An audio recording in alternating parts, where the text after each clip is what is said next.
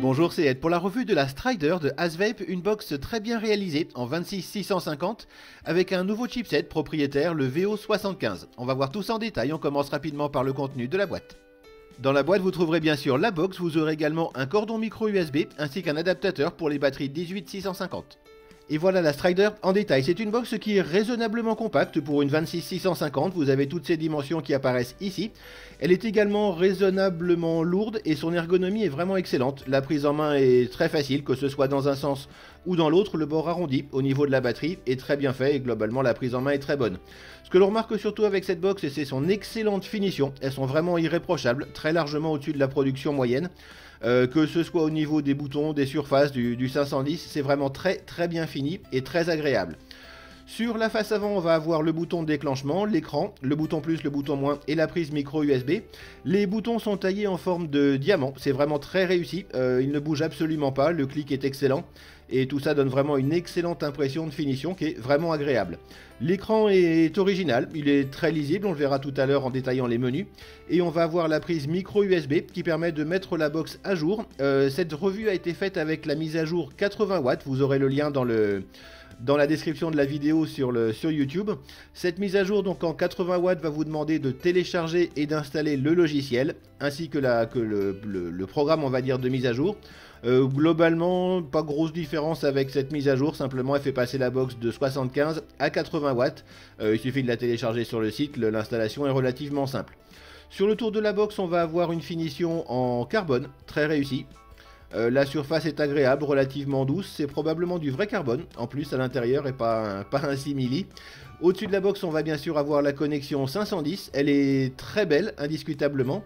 Elle est bien sûr montée sur ressort, mais on a une connexion qui est relativement longue, le filetage est en fait relativement long, et le plot 510 est assez loin en bas avec une course qui n'est pas super longue, et j'ai eu avec 2-3 atomiseurs un souci de connexion, tout simplement parce que le 510 de l'atomiseur n'était pas assez profond pour aller choper le plot positif. Donc en soi la connexion est très jolie, mais c'est un premier défaut de cette box, la connexion est trop longue et certains atomiseurs qui ont une connexion 510 trop courte n'arriveront pas à faire contact avec le positif.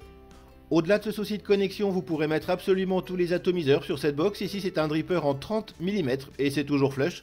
Vous pourrez donc vraiment mettre tous les diamètres d'atomiseurs sur cette box. Et enfin, pour changer la batterie, ça se passe par le dessous. On a une petite trappe qui se dévisse, le filetage est très propre. Au niveau des finitions du reste de la box, vous pourrez changer la 26650. La box est prévue donc pour fonctionner avec des 26650. Si vous préférez la faire fonctionner avec une 18650, vous avez l'adaptateur qui est prévu. Il suffira de mettre votre 18650 dans l'adaptateur, le tout dans la trappe de la batterie comme ceci. Il suffira de revisser et ça fonctionnera très bien. La box peut donc fonctionner avec une 26650 ou une 18650 indifféremment. On passe au menu et aux fonctionnalités de cette box qui est équipée du chipset VO75, c'est un chipset propriétaire. Elle a donc un fonctionnement à elle mais finalement relativement intuitif. Pour verrouiller ou déverrouiller la box, il faudra appuyer 3 fois sur le bouton de déclenchement, 1, 2, 3. On a une petite carte des États-Unis avec un verrou, la box est fabriquée aux États-Unis. Vous allez appuyer à nouveau 3 fois donc pour déverrouiller et pour accéder au menu ce sera 5 fois sur le bouton de déclenchement, 1, 2, 3, 4, 5. On est ici en mode contrôle de la puissance, on peut bien sûr régler la puissance en appuyant sur les boutons plus et moins. On a également un mode VPC qui va vous permettre d'éditer la courbe de chauffe en mode contrôle de la puissance, vous avez 5 mémoires pré-réglées. Ici donc j'ai réglé une courbe, vous avez le tracé correspondant à l'oscilloscope, ça fonctionne très bien, vous pourrez régler donc votre vape seconde par seconde. Vous avez ensuite, on va revenir en réglage. Donc on est en mode VPC, on passe ensuite au mode Bypass, qui est un mode qui revient grosso modo au fonctionnement d'un mode méca. Vous avez le mode contrôle de la température, vous pourrez choisir degrés Celsius ou degrés Fahrenheit, et vous pourrez choisir entre l'inox 316, le titane et le nickel. Une fois que vous avez choisi, vous revenez en système. Une fois que le système est surligné, si vous appuyez sur le bouton moins, vous allez éteindre la box complètement. 1, 2, 3, 4, 5 pour la remettre en route. Le logo Asvape. Équipé du chipset VO. Et quand vous êtes donc dans le menu 1, 2, 3, 4, 5, vous avez réglé la température. On va revenir en mode contrôle de la puissance par exemple. Quand le système se resurligne, vous appuyez sur la touche plus pour sortir de l'ensemble. Et là, vous pourrez vaper. En vapant, bien sûr, vous pourrez régler la puissance de watt en watt si vous défilez vite. ou de dixièmes de watt en dixièmes de watt en défilant lentement. C'est un fonctionnement qui est original, il faut un petit temps d'apprentissage, le temps de choper le coup, en particulier pour régler les courbes en mode VPC en particulier. On va choisir le mode VPC, la mémoire 1, donc celle dont vous avez vu le tracé à l'oscilloscope. Si on passe en mode édition, vous allez pouvoir changer donc les puissances seconde par seconde. Rien de très compliqué, c'est juste un coup à prendre. Au final, c'est un menu qui est relativement intuitif et complet.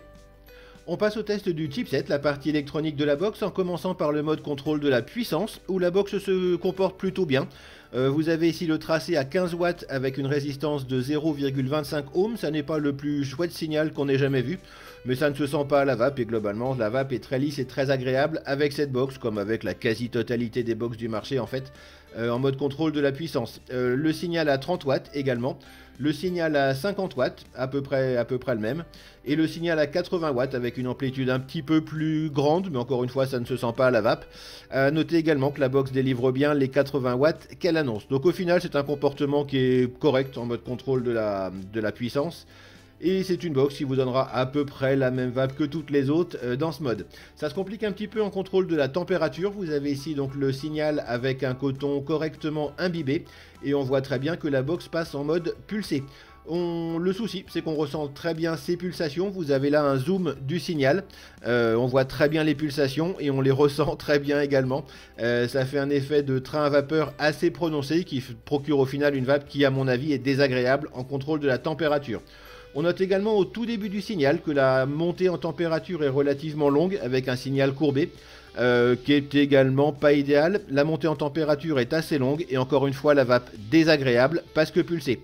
Avec un coton qui est moins imbibé, on va dire, c'est encore plus sensible. Les pulsations se ressentent encore davantage. Et avec un coton sec, la box commence par envoyer quelques pulsations avant de couper complètement le signal. Vous avez ici un zoom du signal, donc avec le coton sec, on voit très bien la montée en température. Donc ce n'est pas un signal qui est droit au départ, mais vraiment un signal qui est progressif, donc avec une montée en température qui est progressive également, ce qui est plutôt moins agréable. Et on voit ici les quelques pulsations avant que la box se coupe. Au final, en mode contrôle de la puissance, c'est une box qui va propre comme quasiment toutes les box du marché en fait. Par contre, le contrôle de la température est désagréable. Et voilà, vous savez tout sur la Strider de Asvape. Au final, c'est une box qui est extrêmement bien finie et bien réalisée. C'est son gros point positif, vraiment la qualité de fabrication et l'impression de solidité est vraiment exceptionnelle. Au niveau des menus, rien de particulier, ils sont agréables et plutôt ergonomiques. Pour ce qui est du fonctionnement de la box elle-même, le chipset fonctionne très bien en mode contrôle de la puissance et la box délivre effectivement les 80 watts qu'elle annonce. Ça se complique sérieusement en mode contrôle de la température, dans lequel les pulsations sont bien trop sensibles à la vape. C'est une box qui fonctionnera très bien en mode contrôle de la puissance, mais qui est désagréable en mode contrôle de la température, encore une fois avec un signal beaucoup trop pulsé. Si vous avez d'autres questions sur cette box, n'hésitez pas à les poser dans les commentaires de la vidéo YouTube, j'essaierai d'y répondre. N'hésitez pas également à vous abonner à la chaîne et à partager ces vidéos. Vous pourrez trouver sur mon site vaped.info la liste des prochaines revues ainsi que d'autres articles et tutoriels. Il me reste à vous souhaiter une excellente vape et à la prochaine.